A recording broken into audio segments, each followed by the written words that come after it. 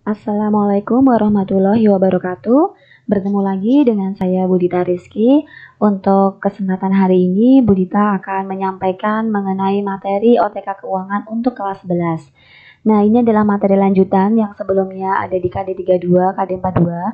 Hari ini Budita akan khusus menjelaskan secara singkat mengenai materi OTK Keuangan khususnya untuk KD 33, yaitu menerapkan penyusunan anggaran pendapat dan belanja. KD 43 menyusun anggaran pendapatan dan belanja. Silakan simak materi berikut ini. Sebelum Budita menyampaikan mengenai materi pokok menyusun anggaran pendapatan dan belanja, Budita akan menyampaikan terlebih dahulu peta konsep dari materi tersebut, di mana di antaranya untuk materi menyusun anggaran pendapatan belanja ini dibagi menjadi dua, yaitu anggaran pendapatan belanja negara atau APBN dan anggaran pendapatan belanja daerah atau APBD. Untuk kesempatan hari ini, Budita hanya akan menyampaikan mengenai anggaran pendapatan belanja negara atau APBN terlebih dahulu. Mari simak penjelasan Budita berikut ini. Definisi apa itu APBN? APBN adalah Rencana Keuangan Tahunan Pemerintah Negara Indonesia yang disetujui oleh DPR. Daftar anggaran penerimaan dan pengeluaran untuk tahun fiskal dimulai dari per 1 Januari sampai 31 Desember. Nah, anak-anakku semuanya, Budita bertanya, apakah kalian mempunyai rencana keuangan? Apakah kalian mempunyai anggaran? Pasti jawabannya semua siswa atau semua orang mempunyai anggaran penerimaan. Hanya saja setiap siswa mempunyai rencana keuangan yang berbeda-beda. Nah, anggaran ini diharapkan setiap orang mampu memanage anggaran itu sebaik-baiknya agar tidak terjadi defisit. Syukur-syukur kalau kalian mempunyai sebuah usaha kecil-kecilan, kalian bisa merencanakan keuangan itu untuk mendapatkan keuntungan yang sebesar-besarnya. Materi berikutnya adalah mengenai fungsi-fungsi anggaran pendapatan belanja negara. Dalam materi ini terdapat 6 fungsi APBN, diantaranya adalah fungsi otorisasi, fungsi perencanaan, pengawasan, alokasi, distribusi, dan stabilisasi. Apa sih yang dimaksud dengan fungsi otorisasi?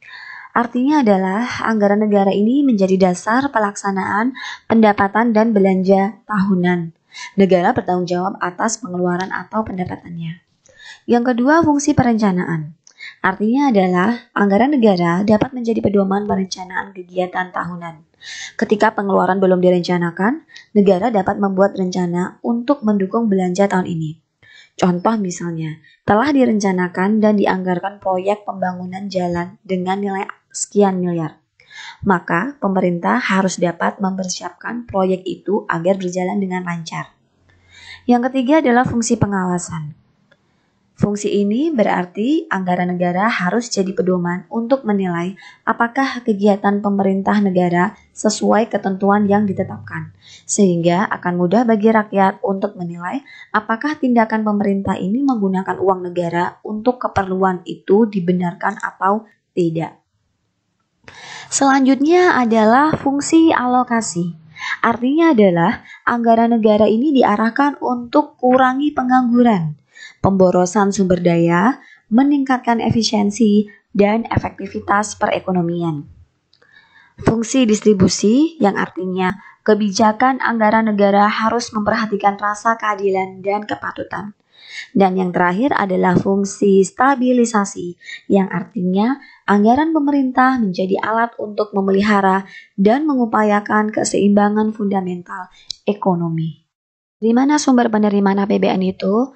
Sumber penerimaan APBN ini berasal dari dua sumber. Di antaranya sumber dari penerimaan dalam negeri dan dari hibah. Apa yang dimaksud dengan penerimaan dalam negeri? Nah, penerimaan dalam negeri ini adalah semua penerimaan negara yang berasal dari penerimaan perpajakan dan penerimaan non-pajak. Contohnya apa saja? Contohnya ada PPN, ada PBB, ada bea cukai, kemudian ada BPHTB atau biasa dikenal dengan istilah bea perolehan hak atas tanah, dan juga pajak perdagangan internasional yang berhubungan dengan pajak ekspor. Nah, kemudian kalau hibah Ini adalah semua penerimaan negara yang berasal dari sumbangan swasta dan negeri. Nah, contohnya apa saja? Contohnya bisa dari penerimaan sumber daya alam, bisa dari bagian laba BUMN, dan juga bisa dari PNBP. Nah, untuk penerimaan sumber daya alam ini juga bisa berasal dari migas dan non-migas. Yang migas contohnya bisa minyak bumi, bisa gas alam. Kemudian kalau untuk non-migas bisa berasal dari pertambangan umum, kehutanan, dan perikanan. Nah, untuk materi berikutnya yaitu tentang contoh penerimaan dalam negeri. Di slide sebelumnya, tadi Bu Dita juga sudah menjelaskan secara singkat mengenai contoh penerimaan dalam negeri itu apa saja. Nah, di sini dibagi menjadi dua ya, yaitu ada penerimaan negara dari pajak dan ada juga penerimaan negara yang bukan pajak ya. Nah, contohnya juga situ sudah lengkap secara jelas. Untuk yang dari pajak ada PPN, ada PBB, ada bea cukai, ada pajak perdagangan internasional. Kemudian untuk penerimaan negara bukan pajak, di situ juga sudah tertulis bahwa ada migas dan non-migas dan juga ada laba badan usaha milik negara atau biasa dikenal dengan istilah BUMN. Pada materi selanjutnya menjelaskan mengenai contoh penerimaan dalam negeri. Di slide sebelumnya tadi Bu Dita sudah menerangkan atau menyampaikan secara singkat mengenai contohnya. Nah, untuk slide berikut ini sudah dijelaskan secara detail tentang contoh penerimaan dalam negeri, yang mana dibagi menjadi dua ya, yaitu adalah penerimaan pajak dan penerimaan non-pajak. Untuk penerimaan pajak sendiri contohnya ada beberapa, yaitu ada PPN, ada PBB, kemudian ada cukai, ada pajak perdagangan internasional. Kemudian untuk yang non-pajak atau penerimaan negara bukan pajak, di sini juga berasal dari sumber daya alam, migas dan non-migas. Kemudian juga ada laba milik negara atau biasa dikenal dengan BUMN. Jika ada sumber penerimaan anggaran, pasti di situ ada yang namanya sumber pengeluaran barang. Ada pemasukan, pasti ada pengeluaran. Apa sih yang disebut dengan sumber pengeluaran barang? Sumber pengeluaran barang adalah pengeluaran untuk membiayai kegiatan-kegiatan pada suatu negara dalam rangka menjalankan fungsinya, yaitu untuk mewujudkan kesejahteraan rakyat. Setiap periode anggaran, jumlah pengeluaran pemerintah ini tidak selalu sama. Penyebab pengeluaran pemerintah ini meningkat, yaitu 1. Meningkatnya fungsi pertahanan, fungsi keamanan, dan fungsi ketertiban. Yang kedua, meningkatnya fungsi pemerintah. Ketiga, meningkatnya fungsi perbankan. Dan yang keempat, meningkatnya fungsi pembangunan. Materi selanjutnya adalah mengenai pengeluaran pemerintah yang dibagi menjadi 3 hal berdasarkan jenisnya, berdasarkan fungsinya, dan berdasarkan organisasinya. Untuk pengeluaran pemerintah berdasarkan jenisnya, contohnya ada belanja gaji pegawai, belanja barang, belanja modal, untuk pembayaran hutang, atau juga bisa untuk bantuan sosial. Kemudian untuk pengeluaran pemerintah berdasarkan fungsinya, ini bisa karena pelayanan umum, untuk pariwisata dan budaya, lingkungan hidup, perumahan dan fasilitas umum, dan kesehatan. Kemudian untuk berdasarkan organisasinya, ini bisa dikarenakan untuk mengeluarkan beberapa proyek kementerian atau beberapa kegiatan kementerian.